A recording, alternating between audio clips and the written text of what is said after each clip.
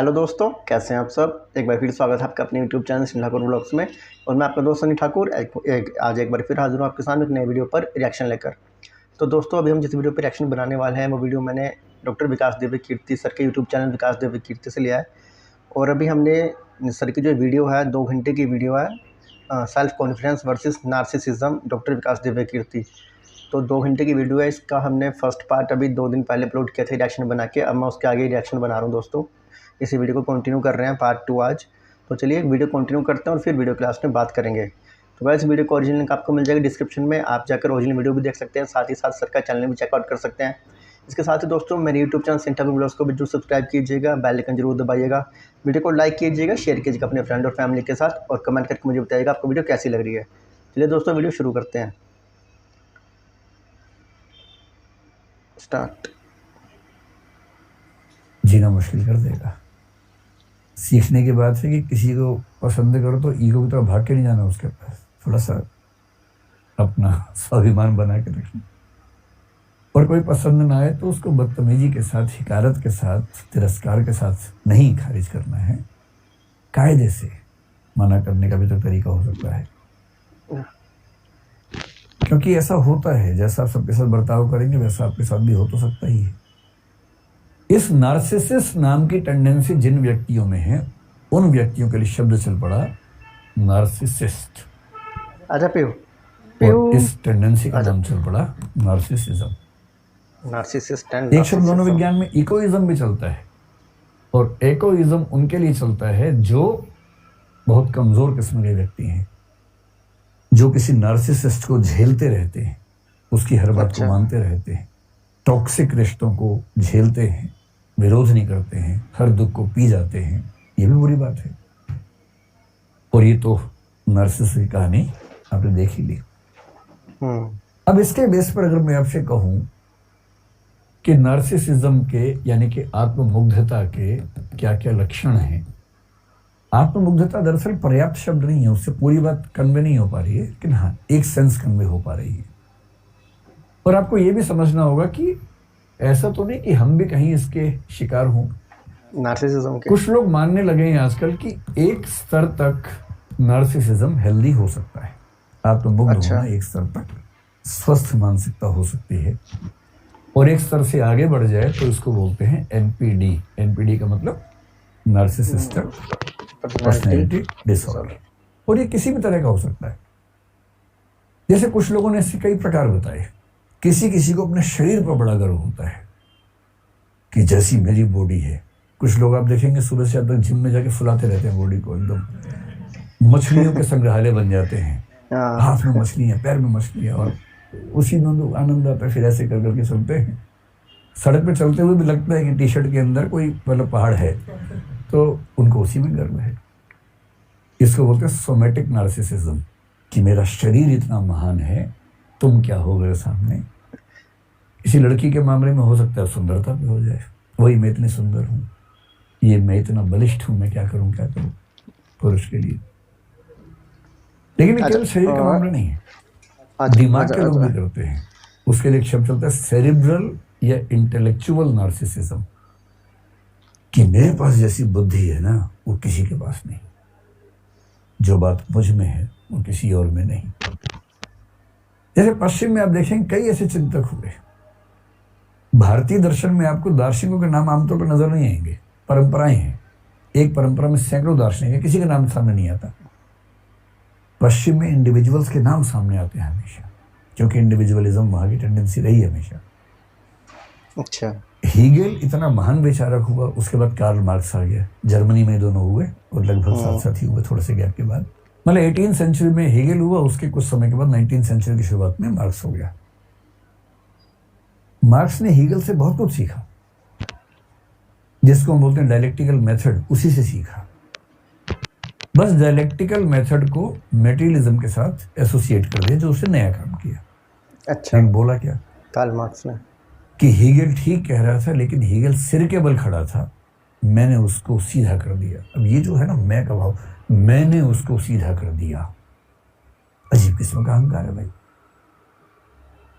और मार्क्स के ही एक भक्त लेनिन के बारे में कहते हैं कि लेनिन ने मार्क्सों से केवल उसे पैर के बल खड़ा कर दिया। जॉर्ज लुकास ने ऐसा खुल के कहा कि मैंने उसको पैर के बल खड़ा किया मार्क्स को। ये अहंकार बौद्धिक लोगों में भी होता है, बहुत होता है। मेरा सिद्धांत, मेरा विचार, इससे महान कुछ नहीं हो सकता। ये है सेरिब्रल किस्म का या बौद्धिक किस्म का नार्सिसिज्म। ओके। एक और है जो आजकल खूब देखता है, स्पिरिचुअल नार्सिसिज्म। कुछ लोग स्पिरिचुअल की बात करते हैं बहुत ज्यादा। कोई बाबा हो सकता है, कोई किसी भी धर्म का बाबा हो सकता है, और आप उससे बात कर रहे हैं, वो आपको ज्ञान दे रहा है कि भाई आत्मा ऐसे, परमात्मा ऐसे, ये करो वो मत करो, और आपने एक सवाल पूछ लिया। अब वो इस हिकारत के भाव से आपको देखेगा, तू समझता कि अपने आप को नीच पुरुष, नीच औरत, अध्यात्म सिर्फ मुझे आता है और किसी को नहीं आता है, जो मेरे मुंह से निकलेगा वही अध्यात्म है। यदि वो ऐसी बात करता हुआ देखे तो वो स्पिरिचुअल नार्सिसिज्म का शिकार है। तो हर क्षेत्र के लोग ऐसे हो सकते हैं, ये किसी क्षेत्र विशेष की बात नहीं है। हेल्दी नार्सिसिज्म क्या होता है कि एक तो जो बच्चे होते हैं, आप देखेंगे छोटे बच्चों में आमतौर पर टेंडेंसी होती है, जैसे कोई छोटा सा बच्चा है, आप माताएं क्या करती हैं बच्चों को थोड़ा सिखाने के लिए, बच्चा कह रहा है कि माँ मैं मजबूत नहीं हो रहा हूँ, तो माँ बोलती है बेटा दूध पियोगे तो मजबूत होगे। तो बच्चा दूध का गिलास पूरा गट पी जाता है, फिर बोलते हैं माँ मजबूत हो गया। फिर माँ बोलती है बेटा तू सबसे मजबूत बच्चा है दुनिया का। फिर बच्चा ऐसे कर घूमता रहता है दिन भर कि मैं सबसे मजबूत बच्चा हूँ। उसको उतना ही पता दुनिया में बेचारा उसी मस्त रहता है। ये भी नार्सिसिज्म है कि मैं सबसे मजबूत बच्चा हूँ, मैं सबसे समझदार बच्चा हूँ। माँ ने बच्चे से कहा बेटा बताओ 3 गुणा 3 क्या होता है? बच्चे ने कहा मम्मी 9 होता है। माँ कह रही वाह, आज तक इतने छोटे बच्चे ने नहीं बताया है, तुम बेटा अलग ही लेवल के बच्चे हो। जबकि हर घर में उस क्लास का बच्चा बता रहा है, पर इस बच्चे को ये नहीं पता कि हर घर में ये वाला खेल चल रहा है। इसको लग रहा है कि मैं सच में दुनिया में सबसे महान बच्चा हूँ। पर वो माताओं का एक तरीका है, पेरेंट्स का एक तरीका है, ताकि बच्चा इसी कॉन्फिडेंस में सीखे और आगे बढ़े। तो उसको बोलते हैं ठीक है वो हेल्दी लेवल है, उसमें कोई दिक्कत नहीं है। अगर किसी का नार्सिसिज्म किसी बड़े सोशल गुड के साथ जुड़ा हो, सोशल गुड का मतलब बड़ी भावना के साथ जुड़ा हो, मुझे अपने देश का नाम रोशन करना है और मैं उसके लिए ऐसा करूंगा, मैं इतना पढ़ूंगा, मैं इतना कर दूंगा, देश का नाम रोशन करूंगा, तो हो सकता है कि नार्सिसिज्म हो, लेकिन आप देश के साथ जोड़ रहे हो, समाज के साथ जोड़ रहे हो, तो फिर भी उसको मान लेते हैं कि हेल्दी हो सकता है समाज के लिए। और तीसरा अगर वो कंट्रोल में है, कंट्रोल का मतलब देखो थोड़ी बहुत तो खुशी सबको होती है, स्वाभाविक बात है। अपने आप को लेके खुशी का भाव होना बहुत स्वाभाविक है। एक भाव है सेल्फ एस्टीम, इसका मतलब है कि अपने व्यक्तित्व को लेके खुशी का भाव रखना स्वाभाविक बात है। किसी किसी मामले मन में आते हैं कि यार बात तो है मेरे अंदर, कुछ तो बात है मेरे अंदर, है ना। ये बात थोड़ी बहुत आए तो उसमें कोई दिक्कत भी नहीं है, बस इससे ढिंढोरा मत पीटिए, है ना। मन में आ रहा तो क्या दिक्कत है, थोड़ी बहुत आने दीजिए और कंट्रोल में रहे तो कोई दिक्कत भी नहीं है कि मेरे अंदर बात तो है, ठीक है, उसके अंदर भी बात है, हाँ उसके अंदर भी बात है यार, उसके अंदर, हाँ उसके अंदर भी बात है, तो कोई समस्या नहीं। दिक्कत है कि केवल मेरे अंदर बात है और किसी में नहीं। गालिब जैसा महान शायर एक लाइन लेके गया, हैं और भी दुनिया में सुखनवर बहुत अच्छे, सुखनवर मतलब कविता लिखने वाले, सुखना मतलब कविता होता है और भी दुनिया में सुखनवर बहुत अच्छे, कहते हैं कि गालिब का है अंदाज़े बयां। और ये गालिब खुद कह रहे कि यूं तो दुनिया में और भी बहुत शायर हैं अच्छे अच्छे, पर कहते हैं कि गालिब में जो बात है वो किसी और में बात नहीं है, वो अंदाज़े बयां, वो कहने का तरीका किसी और में नहीं है। अब ये भी नार्सिसिज्म एक तरह का, पर ये ठीक है, हेल्दी है, हंसी मजाक में कही गई बात है। फिर गालिब ये भी कहेगा कि जब मैं मर जाऊंगा लोग बहुत याद करेंगे मुझे, तुम तो मुझे भाव नहीं दे रहे इस समय, बहुत याद करोगे।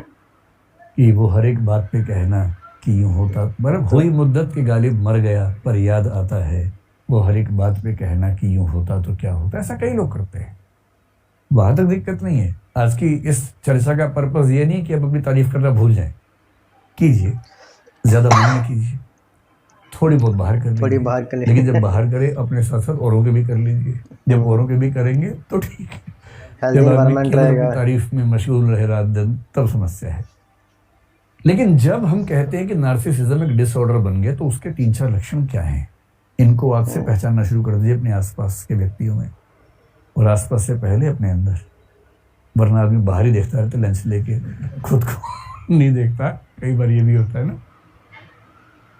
जैसे एक बड़ा इंटरेस्टिंग विवाद फिलोसफी में हुआ। एक ह्यूम नाम के दार्शनिक ने कहा कि मैंने आत्मा को ढूंढने की बहुत कोशिश की अपने अंदर झांक झांक के, लेकिन आत्मा मिली नहीं।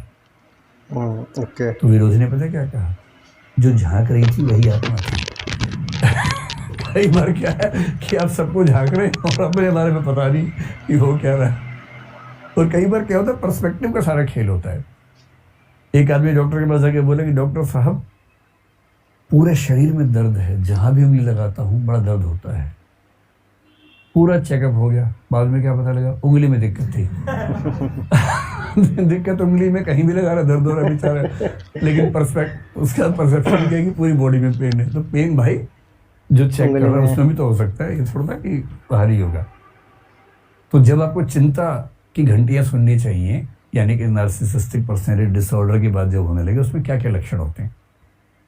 एक तो होता है कि सेल्फ इम्पोर्टेंस का भाव बहुत ज्यादा इन्फ्लेटेड, यानी कि बहुत ज्यादा बढ़ा चढ़ा के अगर किसी के अंदर है। अच्छा, किसी के अंदर मतलब किसी को ये लगने लगता हो कि मेरे बिना तो दुनिया चल नहीं पाएगी, मेरे बिना तो देश का विकास ही नहीं हो पाएगा, अगर मुझे कुछ हो गया तो संसार कैसे चलेगा, मुझे कुछ हो गया तो मेरे देश का क्या होगा।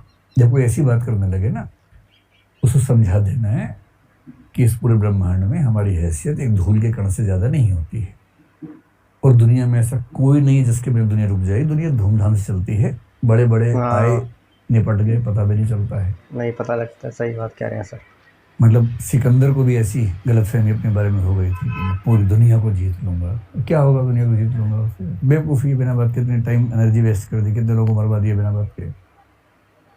और उस पर एक गजल में क्या कहते हैं, याद रख सिकंदर के हौसले तो आली थे, आली मतलब बहुत ज़्यादा बड़े थे। याद रख सिकंदर के हौसले तो आली थे, जब गया था दुनिया से दोनों हाथ खाली थे। अंत में वही होना है। ज़्यादा नाटक करने की जरूरत नहीं है। इसलिए यदि किसी को ये लगने लगे कि मैं इतना महत्वपूर्ण हूँ, इसी को गॉड कॉम्प्लेक्स कहते हैं। अच्छा, अपने भगवान है।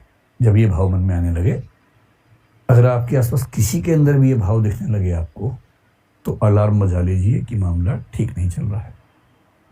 सेल्फ कॉन्फिडेंस अलग चीज होती है।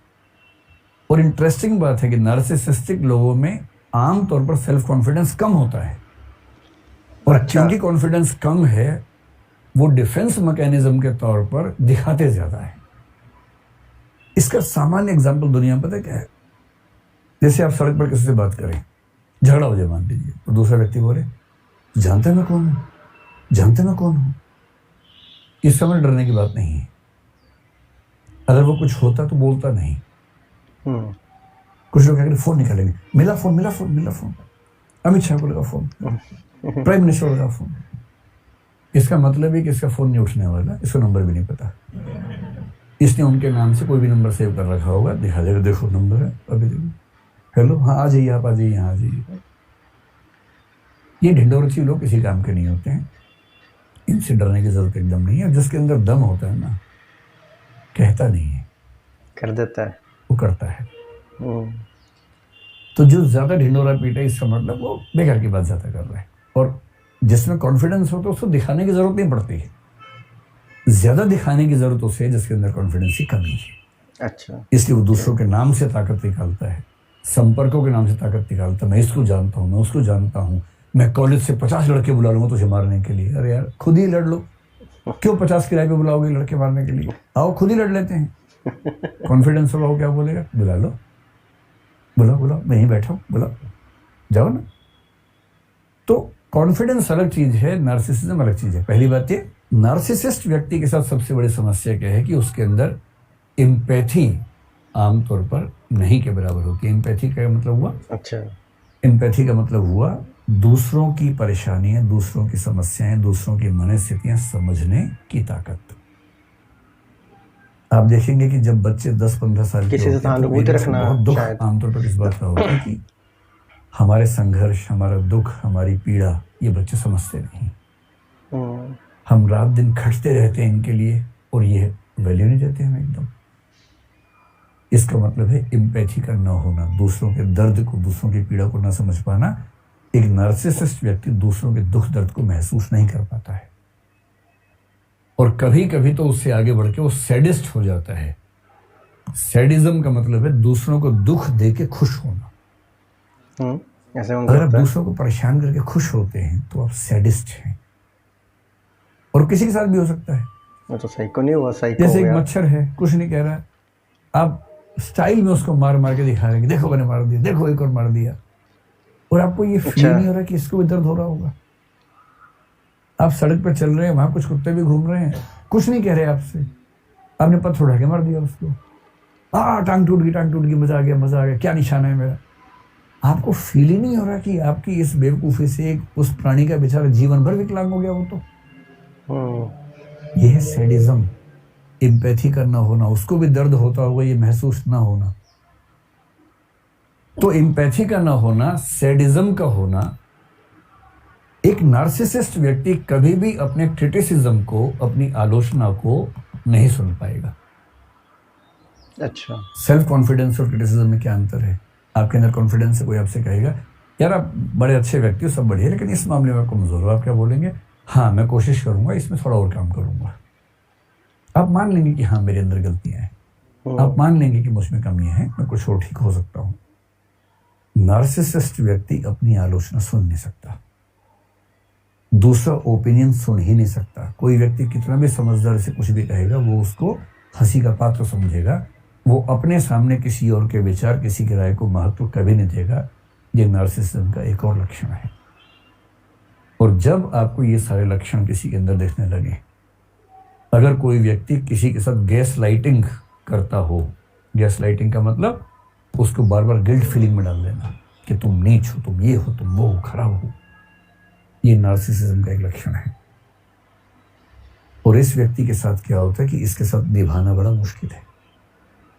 कैसा रहेगा उसके साथ? टॉक्सिक रिश्ते बनते हैं। जब आपको हर चीज पे ताने सुनने को मिलेंगे, आपको गिल्ट फील होगा। आसपास किसी ऐसे व्यक्ति को देखें तो पहले तो खुद को बचाएं, और दूसरा कोशिश करें कि वो व्यक्ति इस चीज से बाहर निकले। जहां तक भारत की बात है, अगर हम इंडियन सिस्टम में बात करें, इंडियन सिस्टम इस मामले में काफी अच्छा है। ऐसा नहीं है कि वेस्ट में नार्सिसिज्म खूब चलता है, वहां के समाज में सामान्य परंपरा, ऐसा नहीं है। वहां भी तो ऐसे लोग हुए। मैं कई बार जिक्र करता हूँ कि सुकरात उसी ग्रीस में हुए थे। उसी सुकरात ने यह बात कही थी कि मैं एक ही बात जानता हूँ कि मैं कुछ भी नहीं जानता हूँ, बहुत कम जानता हूँ। बहुत कम लोग जानते हैं कि वो बहुत कम जानते हैं। बहुत गहरे लोग तो पश्चिम में भी हुए, पर भारतीय परंपरा में आप देखेंगे कि व्यक्ति विशेष का महत्व कम है, समाज का महत्व ज्यादा होता है। और इसलिए आप देखेंगे कि भारत में अगर आपको नार्सिसिस्टिक कैरेक्टर्स देखेंगे तो आमतौर पर वो दिखेंगे जो राक्षस या दैत्य या असुर या दानव के रूप में देखे गए हैं। अच्छा। आप रामायण अगर पढ़ेंगे तो पाएंगे कि उसमें जो रावण का कैरेक्टर है, उसके कई कथन, रावण और उसके परिवार में, मेघनाथ का हो सकता है, कुंभकर्ण का हो सकता है, जब वो युद्ध में आते हैं तो कुछ कथन ऐसे बोलते हैं कि मैं सारे संसार का राजा हूं, मैंने सारे संसार को जीत लिया, मैंने इंद्र को हरा दिया, मेरे सामने कोई कुछ नहीं है, तू क्या है। ये नार्सिसिज्म है। लेकिन अब चाहे वो कंस की बात कर लीजिए, चाहे वो दुर्योधन की बात कर लीजिए, इन महाकाव्यों में जो कैरेक्टर्स हम मानते हैं कि नेगेटिव साइड में हैं, उनके अंदर ऐसे सेंटेंसेस आपको खूब नजर आएंगे। लेकिन जो कैरेक्टर्स आमतौर पर पॉजिटिव साइड में हैं, आमतौर पर उनके मुंह से ऐसे कथा नहीं निकलेंगे। बल्कि एक बहुत महत्वपूर्ण कंसेप्ट है महाभारत में, मैं आपको वो छोटी सी कहानी बताता हूं तो आप उसका आनंद ले पाएंगे कि भारतीय परंपरा में कितनी शानदार बात कही गई है। महाभारत आप जानते हैं क्या होता है ना। तो महाभारत का युद्ध चल रहा है कुरुक्षेत्र में, और युद्ध काफी सघन बिंदु पे आ चुका है, खतरनाक बिंदु पे आ चुका है। कौरवों की सेना बहुत बड़ी है, पांडवों की सेना छोटी है। बस पांडवों के पास ये है कि कृष्ण साथ में है, और कृष्ण की जो कूटनीति है, वैसे भी लठैती काम नहीं आती है, कूटनीति बहुत बड़ी चीज है लठैती की तुलना में, उसकी वैल्यू ज्यादा होती है। कृष्ण कूटनीति के इतने पुरोधा हैं कि उनके सामने बड़े बड़े जो बलशाली लोग हैं चल नहीं पाते हैं। अब हो क्या रहा है? अच्छा, कृष्ण को शुरू से अंदाजा था कि कर्ण को संभालना आसान नहीं होने वाला है, बाकी सबको संभालना, कर्ण नहीं संभालेगा। तो कुंती ने कर्ण से एक निवेदन किया और कर्ण ने अपनी माता से कहा, ठीक है माता जी, आप निश्चिंत रहें, आपके 5 बच्चे बचे रहेंगे। जिसमें निहित था कि मैं आपका एक बच्चा नहीं छोड़ूंगा, अर्जुन, बाकी सब छोड़ दूंगा। अब कुंती भी चिंतित है, क्योंकि वे बच्चे तो उसके हैं ना, बच्चे की चिंता किस माँ को नहीं होगी। कर्ण भी, अब हो क्या रहा है, कुंती का ही बच्चा। द्रोणाचार्य की मृत्यु हो चुकी है। अश्वत्थामा वाली कहानी आपने सुनी ही है। भीष्म भी युद्ध लड़ने की स्थिति में नहीं है, अब वो शैया पे लेटे हुए हैं, युद्ध नहीं लड़ रहे हैं। बहुत बड़े बड़े सैनिक कौरवों की तरफ के खत्म हो चुके हैं, हार चुके हैं। कर्ण कंट्रोल नहीं हो रहा, और पांडव उधेड़बुन में है। युद्ध के बाद शाम की मीटिंग चल रही है। युधिष्ठिर एक ऐसा व्यक्ति है जो बहुत ही विनम्र है, संयमित है। आप युधिष्ठिर के मुंह से गलत बात आमतौर पर नहीं सुनेंगे, क्योंकि संयम बहुत ज्यादा है। लेकिन उस दिन, उस कमजोर क्षण में युधिष्ठिर भी संयम खो बैठे अपना, और अर्जुन को बोल रहे हैं कि तुम तो कहते थे कि तुम दुनिया के सबसे अच्छे धनुर्धर हो भाई, अजीब हाल है, तुम कर्ण को मार ही नहीं पा रहे। काहे की तुम्हारी धनुर्विद्या, काहे का तुम्हारा गांडीव धनुष। ये सुनते अर्जुन को आग लग गई एकदम, और अर्जुन ने एक कसम ले रखी थी, प्रण लिया हुआ था, अच्छा, कि यदि कोई मेरे गांडीव धनुष का अपमान करेगा तो मैं उसका जीवन ले लूंगा। ये प्रण लिया हुआ था। अच्छा, क्या थी, युधिष्ठिर ने कर दिया कि अपमान कर दिया बड़े भाई ने। बड़ा भाई और पिता परंपरा में एक ही माना गया है, तो पिता स्वरूप बड़े भाई ने अपमान कर दिया। अब अर्जुन परेशान है कि यार मुझे प्रतिज्ञा पूरी करने के अपने भाई का वध करना पड़ेगा। कृष्ण समझ गए कि ये मामला ठीक कर रहा हूँ। कृष्ण उसके पास गए, बोले चिंता मत करो यार, रास्ता है इसका। क्या रास्ता है? बोले शास्त्रों में कहा गया है कि पिता का अपमान करना और पिता की हत्या करना बराबर बात है, तो तुम युधिष्ठिर का अपमान कर दो, तुम बड़े भाई के वध के पाप से मुक्त हो जाओगे। उसने कहा ये ठीक रहेगा। तो उसने उसी सभा में वापस जाके बोला, आपने जो जुआ खेला उसकी वजह सब कुछ हो रहा है। आपने ही सारी गड़बड़ की थी।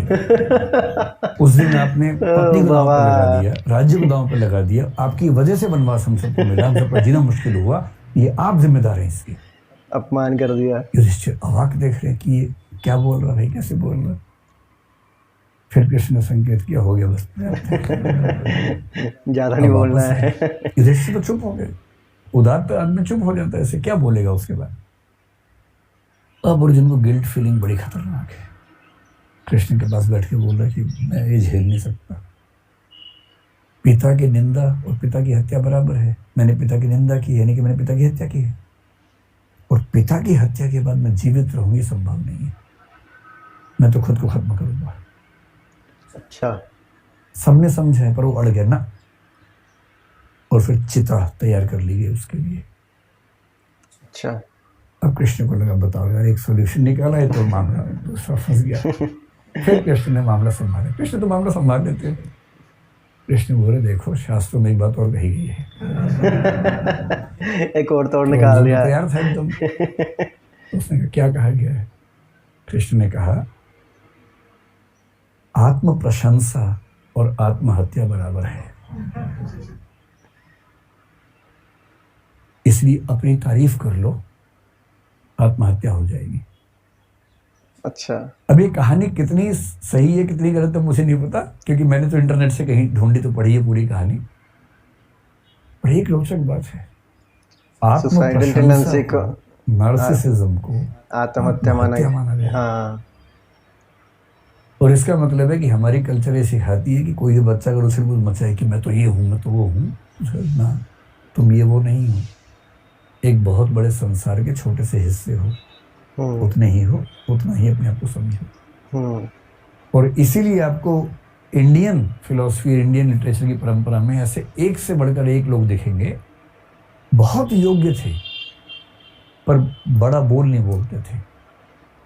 बड़े बड़ाई ना करें, बड़ा ना बोलें बोल, रहीमन हीरा कब कहे लाख टका मेरो मोल।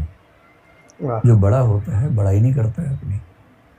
रहीम कह रहे हीरा कब कहता है कि मेरा मोल लाख टका है, नहीं कहता, कहना भी नहीं चाहिए। क्यों कहना चाहिए? तो रहीम की ये लाइन नार्सिसिज्म के खिलाफ ही तो है।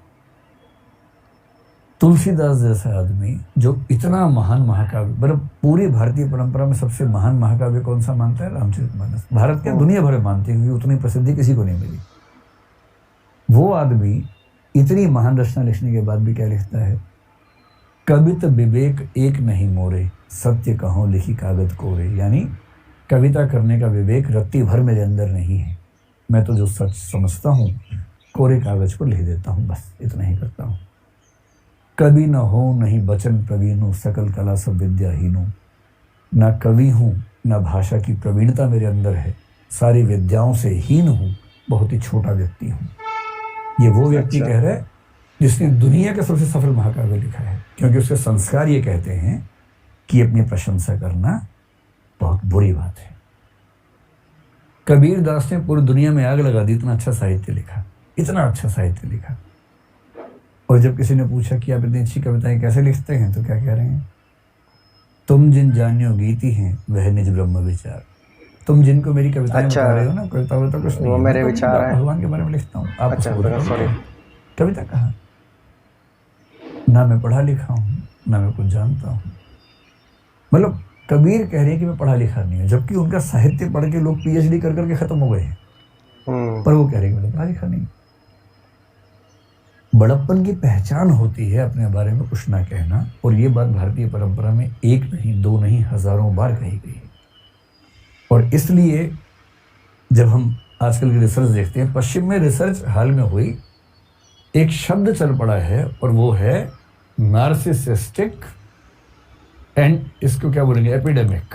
अभी तो पेंडेमिक नहीं है। तो दोस्तों ये वीडियो यहाँ हुई ख़त्म, और वीडियो काफ़ी लंबे बनने वाली थी। मतलब सर की वीडियो देखते देखते टाइम का पता नहीं लगा कितना टाइम, कितने मिनट का ये वाला पार्ट बन गया। तो इस वीडियो में सर ने बताया, एक तो जो नार्सिसिस्ट, जो NPD जो है, नार्सिसिस्ट पर्सनालिटी डिसऑर्डर जो है, जिसमें उन्होंने बताया कि अगर प्रशंसा कर रहे हो, एक लेवल तक कर रहे हो खुद की, जो आजकल में मानने लगे हैं कि अगर अपनी आत्म प्रशंसा कर रहे हो, एक लेवल तक कर रहे हो तो ठीक है, अगर उससे ज़्यादा कर रहे हो तो कब वो डिसऑर्डर में बदल जाता है, वो चीज़ फिर बहुत गलत हो जाती है। उससे क्या है कि जिसको ये चीज़ है, जो खुद में बहुत हमेशा अपनी प्रशंसा कर रहा है, औरों को नीच समझ रहा है, और सोसाइटी में किसी और को कुछ जान नहीं रहा है, तो फिर वो उस सोसाइटी का तो खतरा बन ही चुका है, पर वो अपने लिए उससे ज़्यादा खतरा बन गया है। तो उसका एग्जांपल देते हुए सर ने रावण, दुर्योधन, कंस का एग्जांपल दिया, और महाभारत का एक जो अभी पूरा प्रसंग सुनाया कि कैसे अर्जुन को वो जब युधिष्ठिर ने अर्जुन से कहा था कि तुम कर्ण को नहीं मार पा रहे हो, तो जब अर्जुन को गिलानी हुई थी तो फिर उसने कहा कि मैं खुद को, मतलब मेरे गांडीव धनुष के बारे में बोल दिया, और जिसने मेरे, तो उनकी प्रतिज्ञा थी कि जिसने जो भी मेरे गांडीव धनुष के बारे में गलत बोलेगा मैं उसकी हत्या करूँगा। अब बड़े भाई ने बोल दिया, फिर वो इस असमंजस में थे कि मैं क्या करूँ। वहाँ पे कृष्ण जी ने संभाला सिचुएशन, और उसका सारे लास्ट में निकला कि कृष्ण जी ने कहा कि तुम, जब अर्जुन ने कहा कि मैं आत्महत्या करूँगा, तो कृष्ण जी ने कहा कि तुम आत्महत्या, शास्त्रों में लिखा कि आत्महत्या और आत्म प्रशंसा को एक चीज़ माना गया है। मतलब अगर आप अपनी प्रशंसा करते हो, आत्म प्रशंसा करते हो, उसको आत्महत्या के बराबर माना गया है। और नार्सिसिज्म में भी यही चीज़ बोली गई है कि नार्सिसिज्म जो है वो उसमें आत्म प्रशंसा को आत्महत्या माना गया है। तो जो मतलब हमारे शास्त्रों में लिखा गया है वही चीज़ अभी आगे चलकर जब धीरे धीरे सब कुछ आगे बढ़ने लगा, सोसाइटी वगैरह, तो अब नार्सिसिज्म का जब कंसेप्ट आया तो वो चीज़ उसमें इम्प्लाई हो गई है। और तुलसीदास जी जो थे, जिन्होंने महाभारत लिखा, सॉरी रामचरितमानस लिखी थी, वो मतलब बचपन में उन्होंने कोई पढ़ाई नहीं की थी, उन्हें लिखना नहीं आता था, पर फिर भी उन्होंने इतना बड़ा महाकाव्य लिख दिया, और कभी भी उन्होंने खुद की प्रशंसा नहीं की कि मैंने ये लिखा है। वो हमेशा ये कहते थे कि ये मेरे भगवान के बारे में जो विचार है वही लिखा है मैंने। तो इस वीडियो में सर ने ये टॉपिक क्लियर किया है। तो जल्दी इसका अगला पार्ट भी लेके आऊँगा। दोस्तों आपको वीडियो कैसे लगी मुझे कमेंट में जरूर बताइएगा। वीडियो को लाइक कीजिएगा, शेयर कीजिएगा अपने फ्रेंड और फैमिली के साथ, और अपना ख्याल रखिएगा। जल्दी आऊँगा एक नए वीडियो को लेके। Good bye.